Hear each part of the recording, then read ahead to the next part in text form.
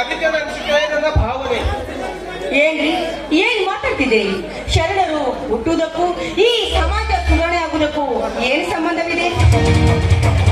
ಏನು ಈ ಊರಿನಲ್ಲಿ ನೀವೇ ದೊಡ್ಡ ಹಿರಿಯರಂತ ಯಾವ ನೋಡಿದ್ರು ಬರೀ ಸಮಾಜ ಸುಧಾರಣೆ ಮಾಡ್ಬೇಕು, ಈ ಊರು ಉದ್ಧಾರ ಮಾಡ್ಬೇಕಂತ ಬರೀ ಇದೇ ವಿಚಾರ ಮಾಡ್ತಿದ್ದೀರಲ್ಲ. ಊರು ವಿಚಾರ ನೀವು ಮಾಡ್ರೆ ಮನೆಯಲ್ಲಿ ಕೆಲಸ ಯಾರು ಮಾಡ್ತಾರ್ರಿ? ಹಿರಿಯರು ಅಂದ್ರೆ ಈ ಊರು ಅಷ್ಟೇ ಹೇಳಿದ್ರೆ ಸಾಕು, ಎಲ್ಲ ಕೆಲಸ ಬಿಟ್ಟು ಅವ್ರ ಕೆಲಸನೇ ಮಾಡ್ತೀರಾ ನೀವು?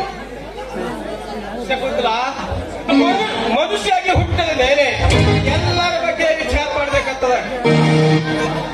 ಯಾಕಂದ್ರೆ ಇವತ್ತಿನ ಕಾಲದಲ್ಲಿ ಒಬ್ಬ ಶ್ರೀಮಂತ ಉಂಡು ಹುಟ್ಟು ಮೆರೆದಿದ್ರೆ 10 ಬಡ ಕುಟುಂಬಗಳು ಗಂಜಿಗೆ ಕಟ್ಟಿಯದ್ದು ಉಪವಾಸದಿಂದ ಹೊಟ್ಟಿಗೆಲ್ಲ ಕಚ್ಚಿ ಮಲಗಿದ್ದಾರೆ. ನಾವು ಹುಟ್ಟಿ ಬರುವಾಗ ಆ ಪರಮಾತ್ಮ ಎಲ್ಲರಿಗೆ ಸಮಾನ ಅನ್ನವನ್ನು ಬೆನ್ನಿಗೆ ಕಟ್ಟಿ ಕಳಿಸಿದರೆ ಅದು ಒಂದು ಏಕ ಹಂಚಿ ತಿರುಗಲು.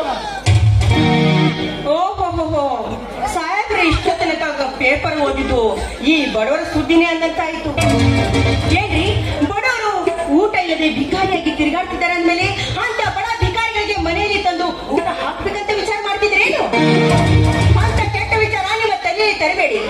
ಕೂಲಿ ಮಾಡಿ ಮನೆಯಲ್ಲಿ ಚೆನ್ನಾಗಿ ಉಂಡುಟ್ಟು ಇರುವುದು ಬಿಟ್ಟು ಆ ಬಡ ಕೂಲಿ ಕಾರ್ಮಿಕರು ಹಗಲೆಲ್ಲ ದುಡಿದು ಬಂದು ಅಲ್ಲಿ ಇಲ್ಲಿ ನಶೆ ಮಾಡಿಕೊಂಡು ತಿರುಗಾಡ್ತಾರೆ. ಕೇಳುವುದು ಕುಡಿಯೋದು ಮಾಡಿ ಬೀದಿ ಭಿಕಾರಿಯಾಗಿ ತಿರುಗ್ತಾ ಇದ್ದಾರೆ. ಅಂತ ವಿಚಾರ ನೆಟ್ಟೇಕ್ರಿ. ನಿನಗೆ ಇನ್ನೂ ಬಡತನ ಭೂತ ಪ್ರತ್ಯಾಗಿ ಕಾಣುತ್ತದೆ. ಅದಕ್ಕೆ ನೀನು ಇಷ್ಟು ಮಾತನಾಡ್ತಿ.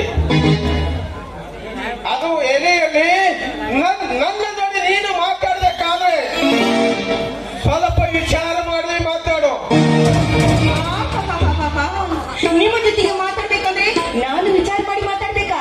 ಯಾಕೆ ನಿಮಗೆ ಮಾತಾಡೋದಕ್ಕೆ ನನಗೆ ಹತ್ತಿರವೇನು? ಏನಾದ್ರೆ ಮಾತನಾಡಲಿ ಮತ್ತೊಂದು ಏನಾದ್ರೆ ತಿಳ್ಕೊಳ್ಳವ ಹೇಳ. ನೀನು ನನ್ನ ಜೊತೆ ಇಟ್ಟದ ಹಕ್ಕಿಗೆ ಮಾತನಾಡುವ ನಿನ್ನ ತವರು ಮನೆಯಲ್ಲಿ ಇರುವ ಶ್ರೀಮಂತಿಗೆ ನನ್ನ ಮುಂದೆ ತೋರಿಸಲಿಕ್ಕೆ ಹೋಗಬೇಡ. ಆದರೆ ಊರಿನ ಹಿರಿತನ ಮಾಡ್ತೇವೆ ಅಂದಾಗ ಎಲ್ಲರ ಬಗ್ಗೆ ವಿಚಾರ ಮಾಡಬೇಕಾಗ್ತದೆ. ಅದೆಲ್ಲ ಹೋಗಿ ಬಿಡಿ. ಅದ್ಯಾವುದೋ ಒಂದು ವಿಶೇಷವಾದ ಮಾತಿದೆ ಅಂತ ಹೇಳ್ತಾ ಇದ್ದೀರಲ್ಲ, ಅಂತ ಮಹತ್ವವಾದ ವಿಷಯ ಒಂದು ದಿವಸ ನಮ್ಮ ಹತ್ರ ಹೇಳಿಲ್ಲ. ಏನದು ವಿಷಯ? ನೋಡು, ನಮ್ಮ ಶ್ರೀಕಾಂತನಿಗೆ ಇದೇ ಊರದಲ್ಲಿ ಒಂದು ಹೆಣ್ಣಾದಂತ ಇಬ್ಬರು ನಮ್ಮ ಸಂಬಂಧಿಕರು ತಿಳಿಸಿದ್ರು. ಕನ್ಯೆ ಏನು ಒಳ್ಳೆ ಲಕ್ಷಣ ಆಗಿದ್ದರಂತೆ. ಕನ್ಯೆ ದಂಡ ಬಿಯ ಬದುಕೊಂಡು ಶಿಕ್ಷೆಗೆ ಸೇವೆ ಸಲ್ಲುತ್ತಿದ್ದ. ಅದಕ್ಕೆ ಆ ಹುಡುಗಕ್ಕೆ ಕರೆದುಕೊಂಡು ಹೋಗಿ ನಾಳೆ ನೋಡ್ಕೊಡು ಬಾ ಅಂತ ಹೇಳಿ ಕಳಿಸಿದ್ರು. ಆಯ್ತು, ಕನ್ಯೆ ಇದೆ ಅಂತಂದ್ಮೇಲೆ ಅಲ್ಲಿ ಏನಾದ್ರೂ ಒಂದು ವಿಷಯ ಇದ್ದಿರಬಹುದಲ್ಲ. ನೋಡಿ, ನಮಗೆ ವರದಕ್ಷಿಣೆ ಬೇಕಾದಷ್ಟು ಕೊಡ್ಬೇಕು ಅವರು. ಯಾಕಂದ್ರೆ ನಮ್ಮ ಶ್ರೀಕಾಂತರಿಗೆ ನಾವು ಚೆನ್ನಾಗಿ ಓದಿಸಿದ್ದೇವೆ, ಆದ್ರೂ ಚೆನ್ನಾಗಿ ಬೆಳೆಸಿದ್ದೇವೆ. ಖರ್ಚಾಯ್ತು ನಮಗೆ. ಹೀಗಿರುವಾಗ ಈ ಮನೆಗೆ ಮದುವೆ ಮಾಡಿಕೊಂಡು ಬರುವ ಆ ನಮ್ಮ ಸೊಸೆ ಬೇಕಾದಷ್ಟು ವರದಕ್ಷಿಣೆ ತೆಗೆದುಕೊಳ್ಬೇಕು. ವಿಚಾರ ಮಾಡಿ ಅಷ್ಟೇ. ಅದು ಏನೆಯಲ್ಲಿ ನಾಳೆ ಹೋಗುವ ಒಳ್ಳೆ ಸಮಯಲ್ಲಿ ಅದಕ್ಕೆ ನಾಳೆ ಹೋಗುವ ವಿಚಾರ ಮಾಡು.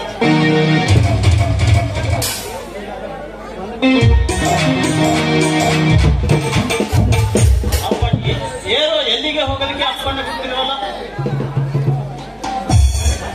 ಶ್ರೀಕಾಂತ್, ಯಾಕೋ ಇನ್ನು ಎಷ್ಟು ತಡ ಮಾಡಿ ಬಂದಿ? ತೋಟದಲ್ಲಿ ಏನೇನು ನಡೆದ ಕೆಲಸಗಳು? ತೆಂಗಿನ ಮರಗಳು ಚೆನ್ನಾಗಿದ್ದಾವೆ. ಅಪ್ಪಾಜಿ, ನನ್ನ ತೋಟಕ್ಕೆ ಹೋಗಿಬಿಟ್ರೆ ಆ ಭೂಮಿ ತಾಯಿ ನನಗೆ ಹೇಗೆ ಮುನಿಗೆ ಬಿಡುವುದಿಲ್ಲ. ಹಂಸಲಿ ಹಸಿರಿನಲ್ಲಿ ಹಸರ ಸೀರೆ ಹೊತ್ತ ನಿಂತ ಆ ಭೂಮಿ ತಾಯಿ ನನಗೆ ಹೇಗೆ ಮುನಿಗೆ ಬಿಡುವುದಿಲ್ಲ. ತೆಂಗಿನ ಗಿಡಗಳು ಎಲ್ಲಾ ಚೆನ್ನಾಗಿದ್ದಾವೆ. ಅವಕ್ಕೆ ಎಲ್ಲ ಸರಿಯಾದ ಉಪಚಾರ ಮಾಡಿ ಬರುವುದಕ್ಕಾಗಿ ಸ್ವಲ್ಪ ಹೊತ್ತಾಯ್ತು. ತೆಂಗಿನ ತೋಟಕ್ಕೆ ಹೋಗಿ ತೆಂಗಿನ ಮರಗಳಿಗೆ ನೀರು ಬಿಟ್ಟು ಆರಾಮಾಗಿ ರೆಸ್ಟ್ ತೆಗೆದುಕೊಂಡು ಮನೆಗೆ ಬಂದ್ಬಿಟ್ರೆ ಮುಗಿತು ನಿನ್ನ ಕೆಲಸ. ಏನ್ರಿ ನಿಮ್ಮ ಮಗ ಅಲ್ಲಿ ಆಳು ಮನುಷ್ಯರಿಗೆ ಏನೇನು ನನ್ನ ಬಗ್ಗೆ ಪಿತೂರಿ ಓದ್ತಾ ಇದ್ದಾನೆ? ನಮ್ಮ ಮನ ತಾಯಿ ನನ್ನನ್ನು ನೋಡಿ ಸೇರುವುದಿಲ್ಲ, ಅವಳು ತುಂಬಾ ಕೆಟ್ಟವಳು, ಹಾಗೆ ಹೀಗೆ ಅಂತ ಮಾತಾಡ್ತಾನೆ ಇವನು.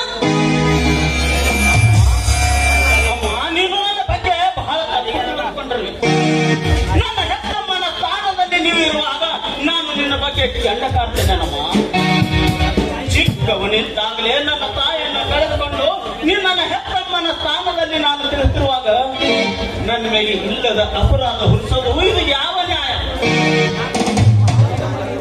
ನಾನು ಮನಮಗನೆಂಬ ಭಾವನೆ ನಿನ್ನಲ್ಲಿರ್ಬೋದು, ಆದ್ರೆ ನೀನು ನನ್ನ ಮಾತಿಯ ಸ್ವಲ್ಪ ಮಾತಿ. ಅಪ್ಪಾಜಿ, ನಾನು ಏನಾದ್ರೂ ತಪ್ಪು ರೀತಿಯಲ್ಲಿ ನಡೆದರೆ ನನ್ನನ್ನು ಕ್ಷಮಿಸಿಬಿಡು ಅಪ್ಪಾಜಿ, ಕ್ಷಮಿಸಿಬಿಡು.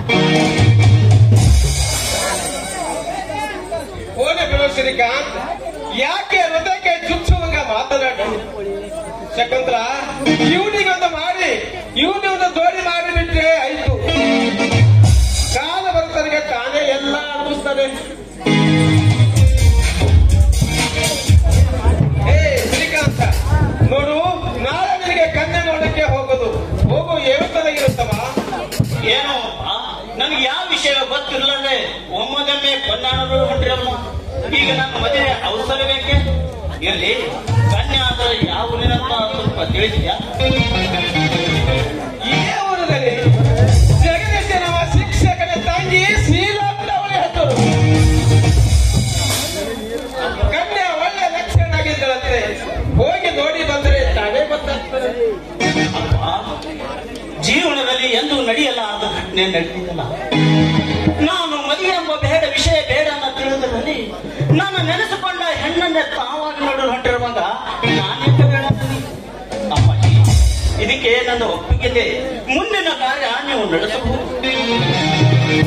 ಆದ್ರೆ ನನ್ನೊಂದು ಮಾತು, ವರದಕ್ಷಿಣೆ ಯಾಕ ಕೇಳಿಬೇಡಿ. ಅಂದ್ರೆ ವರದಕ್ಷಿಣೆ ತೆಗೆದುಕೊಳ್ಳದೆ ನಾನು ಮದುವೆ ಮಾಡ್ಕೊಳ್ತೀನಿ ಅಂತ ನನ್ನ ಮುಂದೆ ಹೇಳ್ತೀಯ? ಏನ್ರಿ, ಏನ್ ಮಾತಾಡ್ತೀರ ನಿಮ್ಮ ಮಗ? ಅವನಿಗೆ ಸ್ವಲ್ಪ ತಿಳಿಸಿ ಹೇಳಿ ಯಾವ ರೀತಿಯಾಗಿ ಮಾತಾಡ್ಬೇಕು ಅಂತ. ಮಾತಾಡ್ರೆ ಗಾಳಿಗೆ ಬಿಟ್ಬಿಡ್ತಾನೆ ಅವನು. ತಿಳಿಸಿ ಹೇಳಿ. ಹೋಗಿ ಬಿಡು, ಅದಕ್ಕೆಲ್ಲ ನಾನು ಹೇಳ್ತೀನಿ ಎಲ್ಲ. ಏನಪ್ಪಾಜಿ, ವರದಕ್ಷಿಣೆ ತಗೊಳ್ಳೋದಲ್ಲೇ ನೀನು ಅಮ್ಮನ ಪಾರ್ಟಿ ಏನೋ? ಹೌದು, ನಮ್ಮ ವೇಗದ್ರಿಗೆ ನಾವು ಅನುಸರವಾಗಿ ಕೇಳಬೇಕಂತದೆ. ಏನೋ ಕನ್ಯೆ ಮನಸ್ಸಿಗೆ ಬಂದ ಸ್ವಲ್ಪ ಮಾಡ್ಕೊಂಡು ಬಂದ್ರಾಯ್ತು. ವರದಕ್ಷಿಣೆ ಅನ್ನುವ ಬೇಡ ಭೂತವನ ಅರ್ಥವನ್ನು ಈ ಮಾತನೇ ಅರ್ಥವುದಿಲ್ಲ. ಹೆಣ್ಣಿನವರು ದಕ್ಷಿಣ ಎಂಬ ದುಡ್ಡನ್ನು ಕೊಟ್ಟು ವರವನ್ನು ಕೊಂಡುಕೊಳ್ಳಬಹುದು. ಶ್ರೀಮಂತ ಆದವರು ಕೇಳದಷ್ಟು ಕೊಡುತ್ತಾರೆ. ಒಪ್ಪತ್ತಿನ ಊಟಿಗೆ ಗತಿ ಇಲ್ಲದರೂ ಕೂಡ ಹೆಣ್ಣೆತ್ತಿರ್ತಾರೆ. ಅಂತವರು ಎಲ್ಲಿಂದ ಕೊಡಬೇಕು ವರದಕ್ಷಿಣೆ. ಈ ವರದಕ್ಷಿಣೆ ಎಂಬ ಬೇಡ ಭೂತವನ್ನ ಅರಿತಿರುವುದಕ್ಕಾಗಿ ನಮ್ಮ ಸರ್ಕಾರ ಸಾಕಷ್ಟು ಪ್ರಯತ್ನ ಮಾಡುತ್ತಿದ್ದಾರೆ.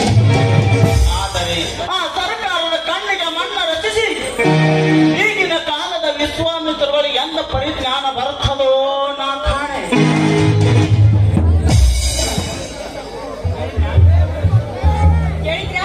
ಕೇಳಿದ್ರ ನೀವು ಆಡ್ತಿರೋ ಮಾತು? ವರದಕ್ಷಿಣೆ ತೆಗೆದುಕೊಳ್ಬಾರ್ದು ಅಂತ ಹೇಳ್ತಾ ಇದ್ದಾನೆ. ಏನು ತಾನೇ ಸತ್ತ ಹರಿಚಂದ್ರ ಆಗ್ಬೇಕು ಅಂತ ಇವನು ಒಬ್ಬ ಬದುಕುವ ಹರಿಯದ ಶತಮುಖ. ಇವನಿಗೆ ಗೊತ್ತು ದುಡ್ಡಿಂದ ಅವಡಂಬರ. ಇವನು ಹೇಳಿದಾಗೆ ನಾವು ಕೇಳಬೇಕಲ್ಲ. ಈ ಕಾಯಿಗೆ ಕಲ್ಲ ಒಗೆದೊಂದು ಒಗೆದು, ಆ ಕಾಯಿ ಬಿದ್ದರೆ ಬೀಳಲಿ, ಇಲ್ಲದ್ರೆ ಅದೇ ಗಿಡದಲ್ಲಿ ಇಲ್ಲಿ ಯಾರೇನು ಮಾಡಬೇಕು? ಶ್ರೀಕಾಂತ್ ನೋಡು, ಊಟ ಮಾಡಿ ತೋಟಕ್ಕೆ ಹೋಗು. ಶಕುಂತಲ, ನನಗೆ ಹಸುವಾಗ್ಯಾವ, ಊಟಕ್ಕೆ ಬರ್ತು, ನಡಿ ಹೋಗೋದು.